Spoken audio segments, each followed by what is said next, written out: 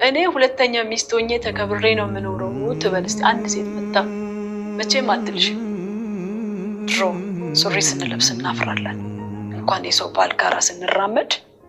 ነውር ጌጣችን ሆኖ ሚዲያ ድረስ ልንወጣ ይቀርና ማለት ነው የምሬን ነው ምልሽ አብዛኛው ሚዲያ ላይ እነከለ ያለ በተለይ ቡታጅራ ዙሪያ ላይ የሚሰሩ ልጆች አሉ አይዞሽ በርቺ ነገ ከለ አንቺ ይሆናል መቼም የሷ አይሆንም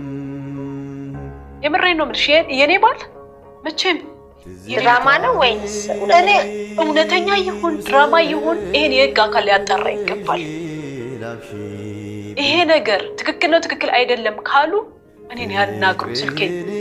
ክርስቶስን የእውነቴን ነው ምልሽ አንቺን ደውዬ ሳወራሽ ዋና ፖይንት ይሄ ነው እቺ ኢትዮጵያ ናት ነውር ጌጧ አይደለችም ኢትዮጵያ ቅድስት ከተማ ናት ቅድስናዋ ነው ጌጧ ለዚች ሀገር ለኛ ለሀበሾች ነውር ጌጣችን ሆኖ አያውቅም የምሬን ነው ምልሽ እናትና አባቶቻችን እኮ እንግዳ ሲመጣ ሂጅ ከዚህ ተብለን እኮ አይደል እንዴ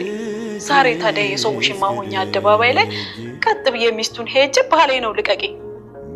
ተአምር ነው ሲወራና ሲኖር ግን አንዳንዴ አዎ መኖር አለብና እውነቱ ላይ ባህላችን ላይ መጽሐፍ ቅዱሳችን ላይ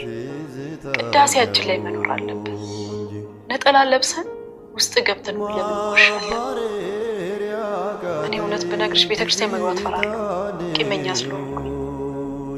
ስላልተበቀልኩ ስተት እንደሆነ እኮ አውቃለሁ ንስሐ ስገባ እንዴት ንስሐ እንደምገባ ነው ያውቃለሁ እኔ አሁን ህይወቴ ውስጥ ሰው አለ በፍጹም ግን ጥንቃቄ ታውቂያለሽ ችግርና ላይ ያለ ወታደር ኦኬ አሁን ሶስተኛ ጋብቻ አዎ ታገቢንም ባገባን እግዚአብሔር ካለ በእውነት ደብረ ሊባኖስ ገዳም ላይ እንግዲህ ለብዙዎች ትምህርት ይሆናል ብዬ አምናለሁ አንቺም ኃላፊነት ተሰምቶሽ ይሄንን መልእክት ማስተላለፍ ፈልጋለሁ